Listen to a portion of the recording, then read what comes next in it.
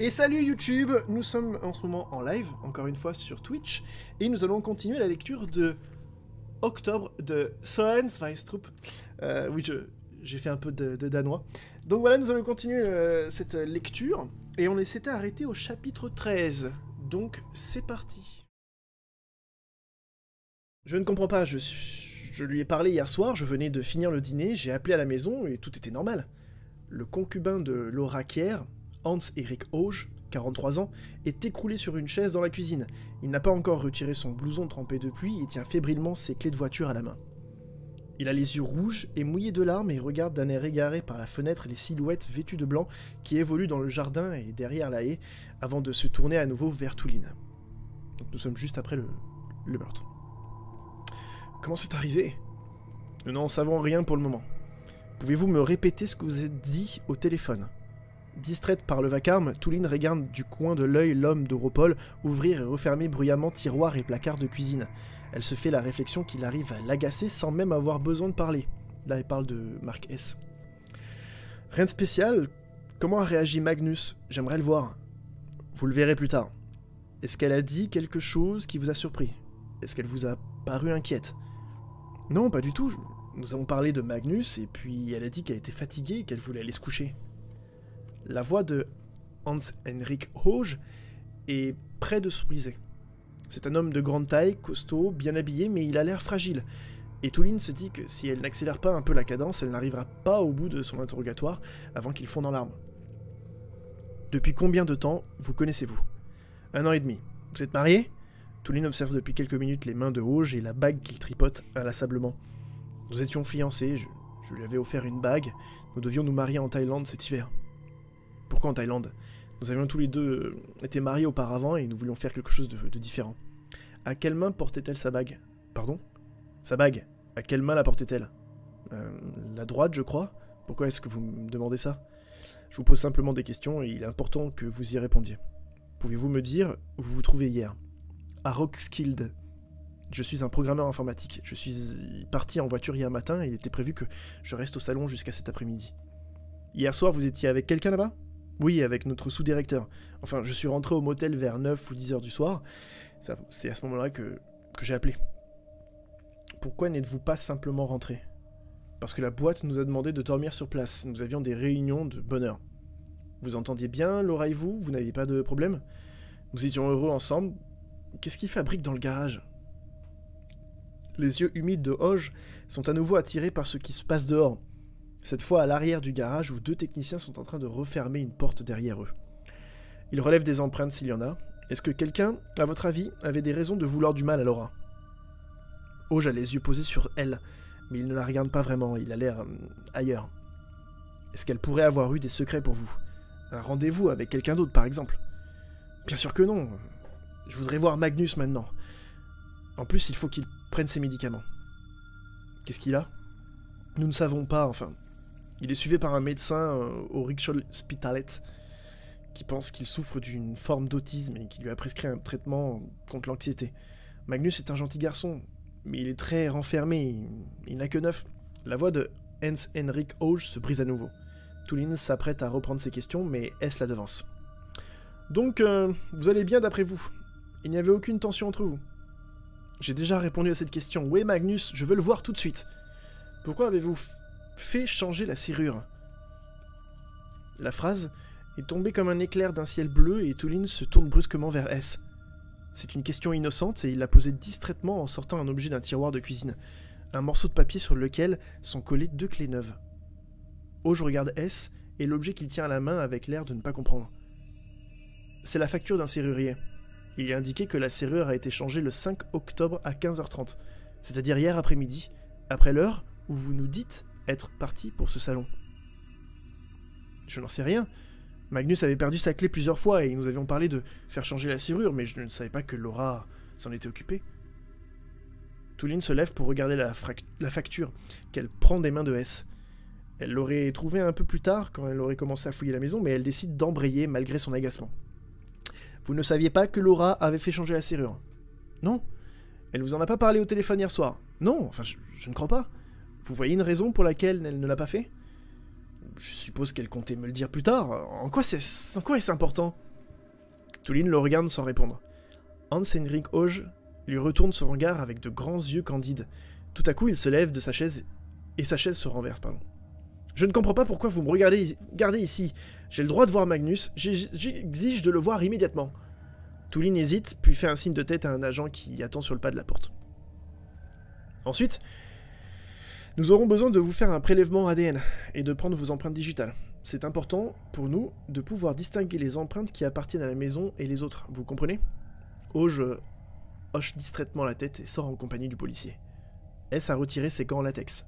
Il remonte la fermeture éclair de son blouson et attrape la poignée de son sac de voyage qu'il avait posé sur un morceau de polyane de protection.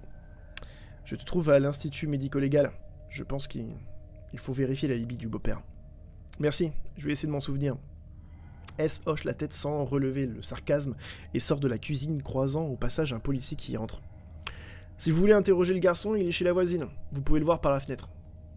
Tulin s'approche de la fenêtre, donnant sur la maison d'à côté, et voit effectivement à travers la haie dégarnie un jardin d'hiver derrière de grandes baies vitrées.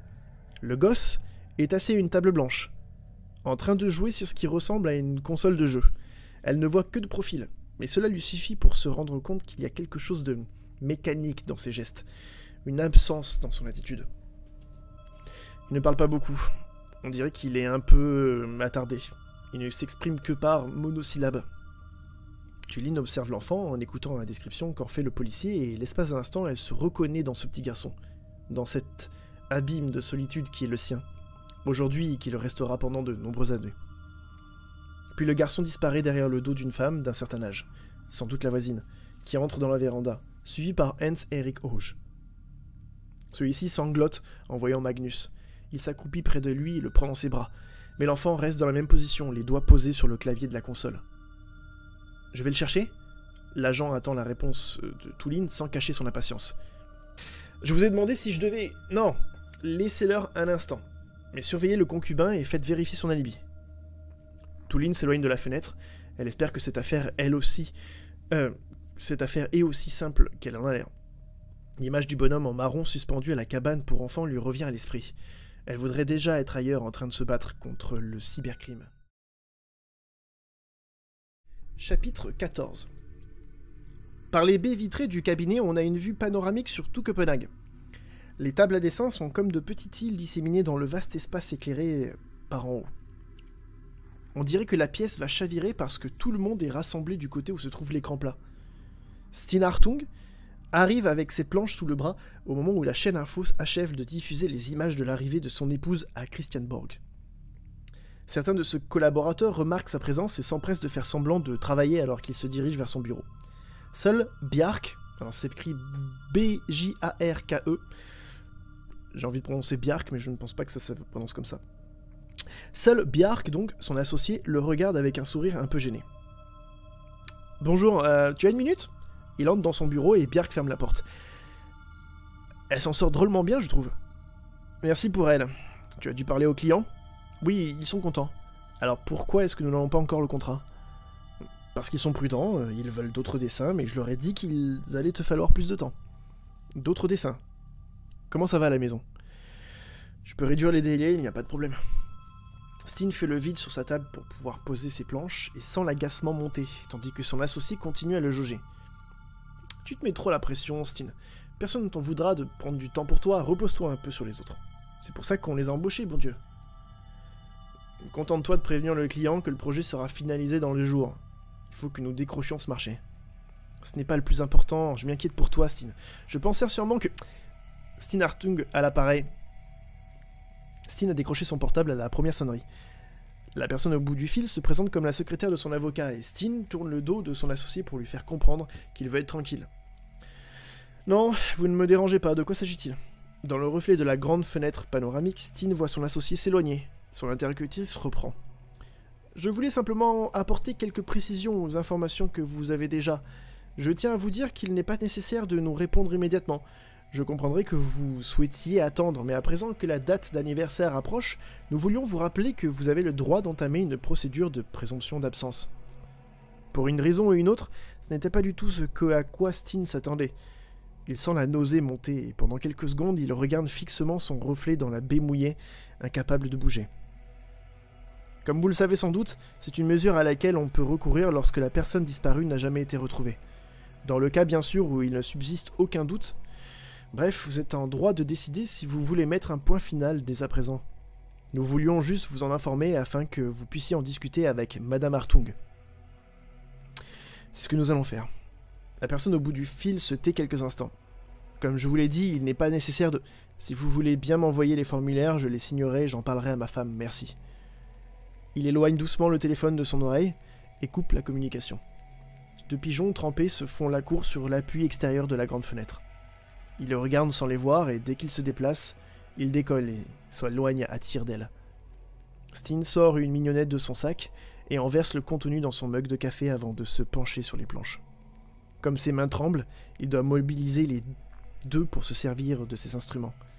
Il sait que c'est la bonne décision et il voudrait que ce soit déjà terminé. Ce n'est qu'un détail administratif, c'est pourtant un pas essentiel. Les morts ne doivent pas faire de l'ombre aux vivants. C'est ce qu'ils leur ont dit, les psychologues et autres psychothérapeutes. Et il sent dans chaque fibre de son corps qu'ils ont raison. La lettre a été envoyée à ton adresse officielle au Parlement. La police du renseignement cherche encore à identifier l'expéditeur. Ils le trouveront, mais cela risque de prendre un peu de temps, je suis vraiment désolé, dit Engels. Nous retournons vers Hartung. Engels est la personne qui l'aide Hartung à se présenter en tant que candidate. Et si vous vous rappelez bien, la dernière fois, ils avaient reçu une lettre de quelqu'un qui parlait de la disparition de la fille. Rosa vient de faire le tour du ministère pour saluer l'ensemble du personnel. Engels l'attendait à son retour. À présent, elle se tient près de la fenêtre, derrière son bureau, et il la regarde avec cet air de pitié qu'elle ne peut plus supporter.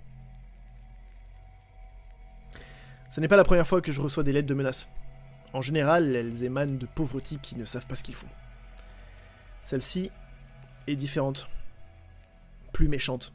L'auteur a utilisé des photos récupérées sur la page Facebook de ta fille, qui a pourtant été supprimée quand elle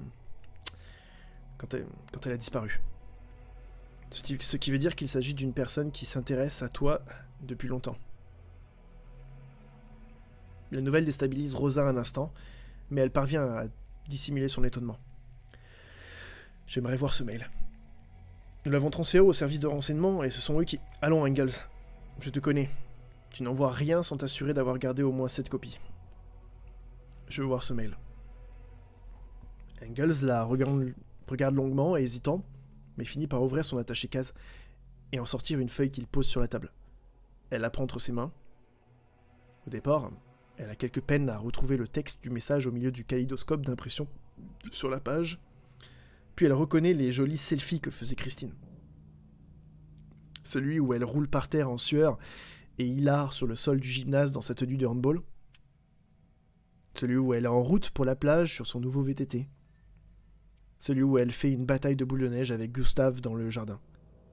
Ceux où elle se déguise devant le miroir de la salle de bain et une multitude d'autres portraits souriants et gais. Rosa sent le manque et la peine la submerger, jusqu'à ce que son regard s'arrête sur les mots dont elle comprend aussitôt qu'il s'adresse à elle, personnellement. Bonne rentrée, tu vas crever salope. Le message est écrit avec des lettres rouges tracées en arc de cercle au-dessus des photos, et la menace est d'autant plus cruelle qu'elle semble avoir été rédigée par la main maladroite d'un enfant. Quand Rosa reprend la parole, elle doit faire un effort pour contrôler sa voix. Ce ne sont pas les fous qui manquent. Je ne pense pas qu'il faille y attacher trop d'importance. Je sais, mais là, je ne me laisserai pas intimider. Je fais mon boulot. Les renseignements n'ont qu'à faire le leur. Nous avons décidé de t'attacher des gardes du corps et ils seront là pour te protéger si... Je ne veux pas de garde de corps. Mais pourquoi? Parce que je ne crois pas en avoir besoin. Le mail est à la fois la menace et l'agression. Il a été envoyé par un malheureux qui se cache derrière un écran. Et pour être honnête, nous n'avons pas besoin de cela à la maison en ce moment. Engels la regarde d'un air surpris, comme chacune des rares fois où elle a évoqué un détail de sa vie privée dans leur conversation.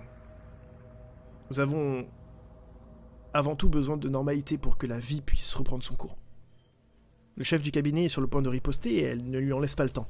Je te suis reconnaissante de t'inquiéter pour moi, Engels, mais si c'est tout, j'aimerais aller écouter le discours du Premier ministre. Entendu, je fais passer le message.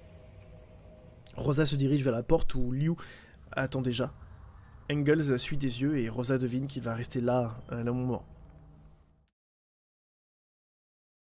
Le long bâtiment rectangulaire avec sa chapelle attenante est situé sur l'artère qui relie le nord et l'est de Copenhague, c'est-à-dire le quartier de Nørrebro et celui d'Østerbro. Il y a souvent beaucoup de circulation devant l'entrée, autant de voitures que de piétons pressés. À un jet de pierre, on entend des voix enjouées venant des terrains de jeu et des pistes de skateboard, des jardins de Falletparken. Je sais pas comment ça se prononce. Mais dès qu'on pénètre dans cet édifice tout en longueur, avec ses 4 salles d'autopsie stériles et ses chambres froides dans la cave, il est impossible de ne pas penser à la mort et au caractère éphémère de toute chose. L'endroit est presque irréel. Touline se rend régulièrement à l'institut médico-légal et à chaque fois, elle n'a qu'une hâte. Repasser en sens inverse le tourniquet à l'entrée du couloir interminable où elle marche en ce moment. On vient de lui remettre le rapport d'autopsie de Laura Kier, et elle cherche maintenant à joindre Jens. Le répondeur de l'expert de la police scientifique débite pour la 2e fois son invitation à laisser un message, et Touline raccroche et recompose le numéro avec obstination. Jens est l'homme le plus exact qu'elle connaisse, et c'est la première fois depuis qu'elle travaille avec lui qu'il ne rend pas ses conclusions en temps et en heure. C'est également la première fois qu'il ne prend pas la communication quand elle l'appelle. Il lui avait promis de lui apporter avant 15 h les copies des mails reçus et envoyés par la victime, ainsi que la liste de ses SMS et de ses appels téléphoniques entrant et sortant. Il est maintenant 15 h 30 et elle n'a pas de nouvelles. Le rapport d'autopsie n'a rien ajouté de notable à ce qu'il savait déjà. Le visiteur d'Europol, ou quel que soit l'endroit d'où il venait réellement, n'était évidemment pas au rendez-vous qu'il lui avait lui-même donné. Et Touline ne l'avait d'ailleurs pas attendu une seule seconde avant de dire au légiste de commencer. Elle parle de S. Indifférent à la présence sur la table de l'enveloppe corporelle de Laura Kier, le médecin légiste relisait ses conclusions à l'écran tout en racontant tranquillement à Touline sa journée très chargée, probablement à cause des nombreux accidents de la route dus à la pluie. Ensuite, il lui a décrit par le menu le contenu de l'estomac de la morte. Son dîner s'était composé d'un potage au potiron et d'une salade de brocoli avec du poulet, le tout accompagné d'une tasse de thé. Quand Touline lui a demandé d'en venir au point qui pourrait éventuellement être utile à son enquête, cela n'a pas été du goût du médecin. « Allons, Touline, un peu de respect pour l'artiste », a-t-il répliqué. Mais elle ne s'est pas démontée et elle a insisté. Cette journée, je ne lui avait apporté aucune des réponses qu'elle espérait et le bruit de la pluie crépitait sur le toit, tandis que le légiste lisait interminablement ses notes, lui donnait l'impression d'être enfermé dans un cercueil. J'ai compté un nombre impressionnant d'hématomes et de plaies. La victime a été frappée entre 50 et 60 fois à l'aide d'un objet contendant en acier ou en aluminium. Je ne saurais pas dire de quel genre d'arme il s'agit, mais en juger par les marques laissées sur le corps, je dirais qu'elle se terminait par une boule de la taille d'un poing hérissé de petites piques de 2 à 3 mm. Une sorte de masse d'armes avec des pointes ? Oui, quelque chose comme ça, mais je ne crois pas qu'on ait affaire à un Morgenstern. Je me suis demandé s'il s'agissait d'un outil de jardinage, mais je ne suis pas arrivé plus loin dans la réflexion. Les liens en plastique autour de ses poignets l'ont empêché de se défendre. Plusieurs de ses blessures proviennent de chutes qu'elle a faites, probablement en essayant d'échapper à son agresseur. Touline avait déjà appris tout cela lors de la conversation avec Jens ce matin, et elle aurait préféré avoir un quelconque indice pointant dans la direction du concubin, Hans-Erik Hodge. Elle lui a demandé ce qu'il en était. « Oui et non », a répondu le légiste agacé. Les premiers examens font apparaître des cheveux et de l'ADN appartenant au compagnon de la victime sur sa culotte, sa nuisette et son corps, ce qui n'a rien d'extraordinaire si elle était en train de dormir dans le lit dans lequel ils dorment ensemble habituellement. Des traces de viol ? Le médecin légiste avait éliminé cette hypothèse et par le fait exclu un mobile d'ordre sexuel. À moins de considérer un acte sadique comme l'expression d'une pulsion sexuelle... Touline lui a demandé d'étayer ce propos et lui a rappelé que Laura Kier avait été littéralement torturée. Son agresseur n'a pas pu éviter de voir sa souffrance pendant qu'il la lui infligeait. S'il avait seulement voulu la tuer, il aurait pu le faire beaucoup plus vite. Elle a dû perdre connaissance plusieurs fois.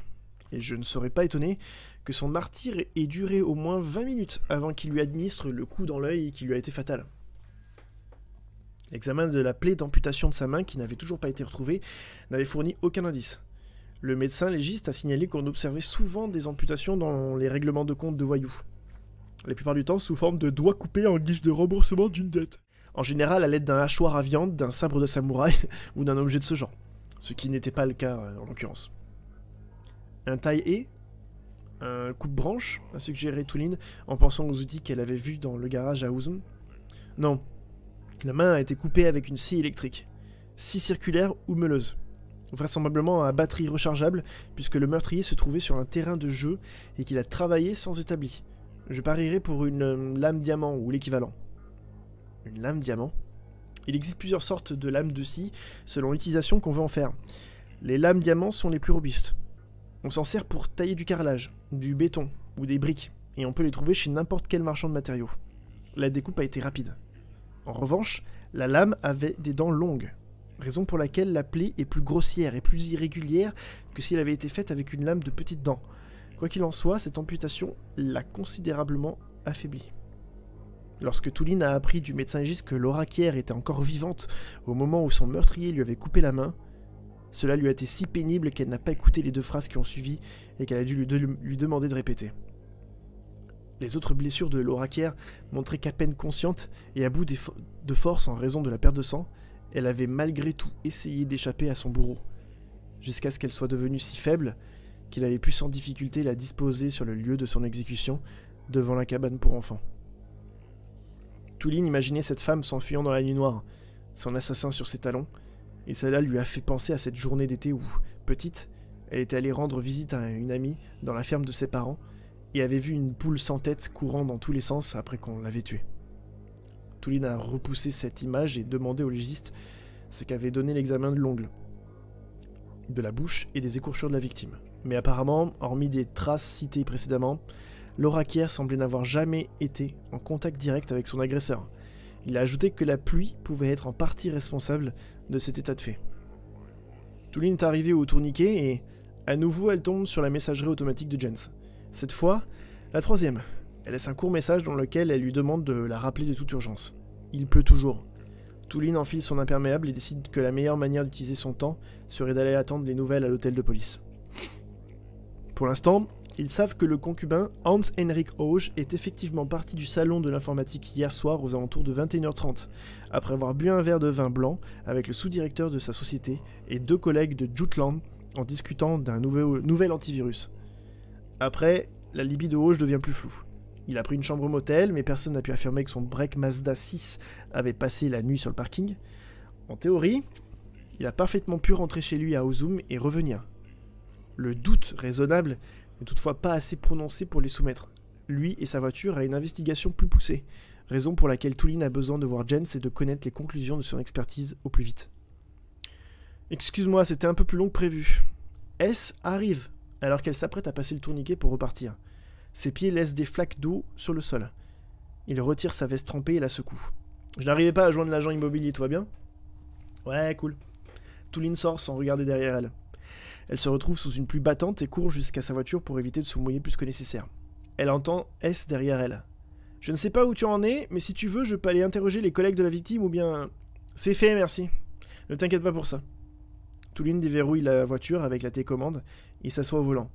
Mais avant qu'elle ait eu le temps de claquer sa portière, S arrive et la retient. Il frissonne un peu et la regarde. Je crois que tu n'as pas compris ce que je t'ai dit. Je suis désolé d'arriver en retard, mais... J'ai parfaitement compris. Tu as fait une connerie à La Haye.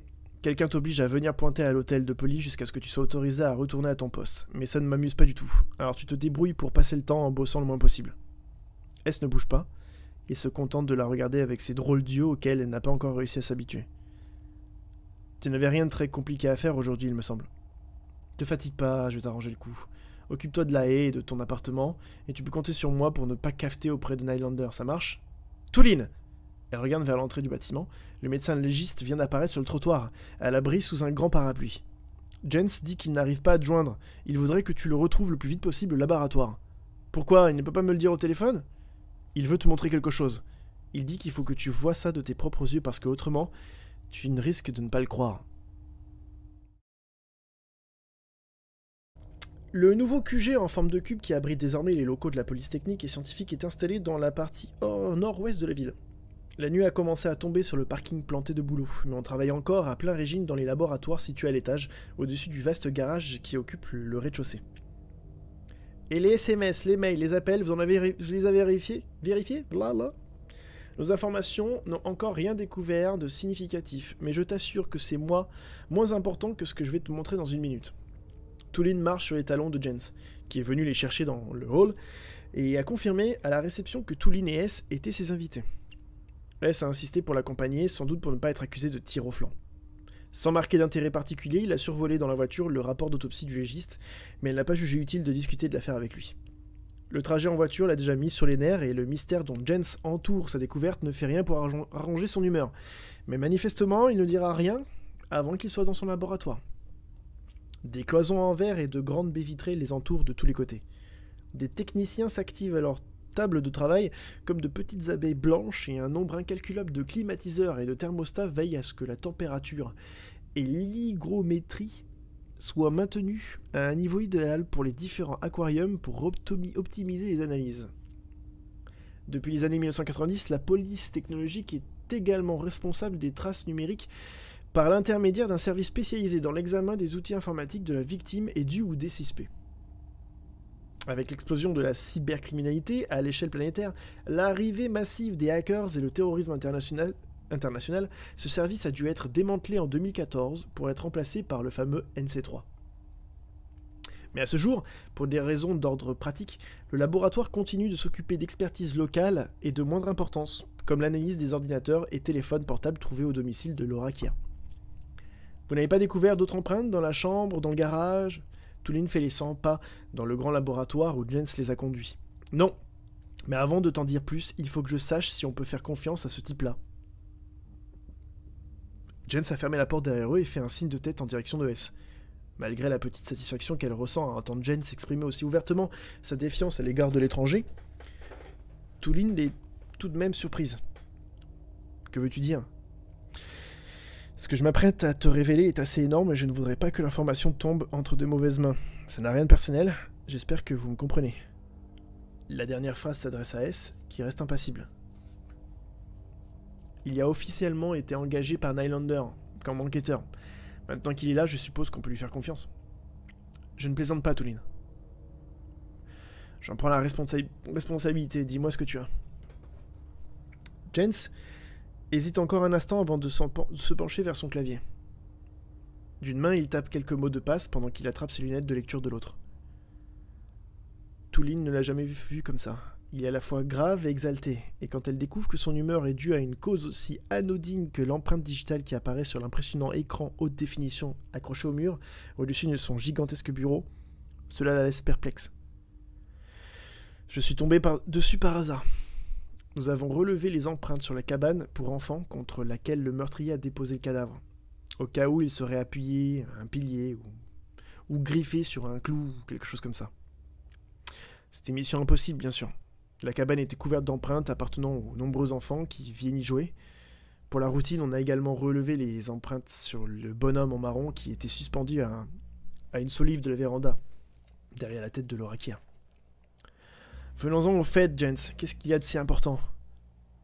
Cette empreinte se trouvait sur le marron inférieur, celui qui sert de corps au personnage. C'était la seule empreinte dessus. Je ne sais pas si vous le savez, mais quand nous identifions une empreinte digitale, nous nous appuyons sur 10 points singuliers, aussi appelés minutie. Dans le cas qui nous intéresse, nous n'avons malheureusement pu en récupérer que 5, l'empreinte étant partiellement effacée. Mais en principe, cela suffit. En tout cas, cela s'est révélé suffisamment dans de nombreux procès, ou suffisamment pourquoi Jens, tout en parlant, il avait désigné les 5 minuties en question sur une ardoise digitale posée sur son bureau à l'aide d'un stylo électronique. Il pose le stylo et répond. Oui, pardon. Suffisant pour déterminer que l'empreinte digitale trouvée sur ce marron correspond, au moins en 5 points, à celle de Christine Hartung. La nouvelle surprend Tulin au point que, pendant quelques secondes, elle oublie de respirer. Elle ne sait pas à quoi elle s'attendait lorsque Jens lui a annoncé qu'il avait quelque chose d'important à lui dire, mais elle pensait au moins que sa découverte restait dans le même système solaire que le sien. C'est l'ordinateur qui a établi la correspondance après avoir identifié les 5 minuties semblables. Cela se fait automatiquement parce que le logiciel de recherche est relié à une banque de données qui contient des milliers de traces digitales d'affaires antérieures. Normalement, nous préférerions avoir quelques points de plus. 10, ça serait idéal. Mais comme je te l'ai dit tout à l'heure, 5 suffisent. Christine Hartung est présumée morte. Touline s'est ressaisie, et c'est d'une voix irritée qu'elle poursuit. Les conclusions de l'enquête ont déterminé qu'elle avait été tuée il y a peu moins d'un an. Le dossier est classé et l'assassin condamné. Je sais. Jens retire ses lunettes et la regarde. Je dis simplement que les empreintes... Alors il doit s'agir d'une erreur. Il n'y a pas d'erreur. J'ai vérifié et revérifié pendant 3 heures parce que je ne voulais rien affirmer tant que je n'étais pas sûr. Mais je le suis maintenant. C'est un match parfait sur 5 minuties. Tu bosses avec quel logiciel? S s'est levé de la chaise sur laquelle il s'était assis en retrait avec son téléphone portable. Et Touline remarque que son expression a changé. Il est devenu plus attentif. Elle écoute Jens expliquer d'un ton réservé quelle technique dactyloscopique il emploie. Et S lui fait remarquer qu'on utilise la même aéropole. Jens s'anime, surpris et heureux que l'étranger connaisse ses méthodes de travail. Mais S n'a pas l'air de partager son enthousiasme. Qui est Christine Hartung demande-t-il. Les yeux de Touline quittent l'empreinte digitale à l'écran pour plonger dans le regard bleu et vert. La pluie s'est arrêtée et les terrains de football autour du gymnase sont déserts. La silhouette solitaire sort d'entre les arbres et traverse les terrains sous les projecteurs, dans les scintillements de la pelouse synthétique. Alors qu'elle passe la dernière cage de but et s'approche de la barrière en béton séparant le stade du parking désert, il voit que c'est elle. Elle porte les mêmes vêtements que le jour de sa disparition. Elle a cette démarche qu'il connaît si bien et grâce à laquelle il est capable de la repérer au milieu de milliers d'autres enfants. Elle se met à courir en apercevant la voiture et, quand sa capuche tombe sur ses épaules, son visage baigné de lumière se fond dans un large sourire. Elle a les joues rouges à cause du froid. Il sent déjà son odeur, et il sait ce qu'il éprouvera quand elle viendra se serrer contre lui. Elle rit et crie son nom, comme elle l'a fait tant de fois auparavant, et il a l'impression qu'il va l'éclater de bonheur quand il sort de la voiture et la prend dans ses bras pour la faire tourner, tourner, tourner. « Qu'est-ce que tu attends? Démarre !» La portière arrière claque violemment. Steen Hartung se réveille, un instant désorienté. Il s'est endormi, la tête sur le côté. Son fils est assis sur la banquette arrière, en survêtement, avec ses sacs et ses raquettes, et les autres garçons passent à vélo en regardant Steen et en rigolant entre eux.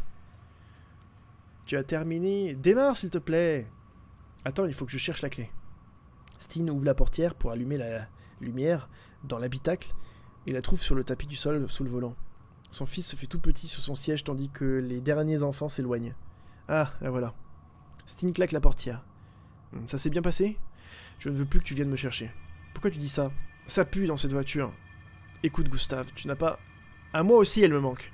Ce n'est pas pour ça que je me suis mis à boire. » Pardon. Steen se fige. Il regarde les arbres dehors et sent le poids de milliers de feuilles mortes et humides s'abattre sur lui et l'enterrer. Dans le rétroviseur, il voit le reflet de son fils. Il a la tête tournée vers l'extérieur et le regard dur.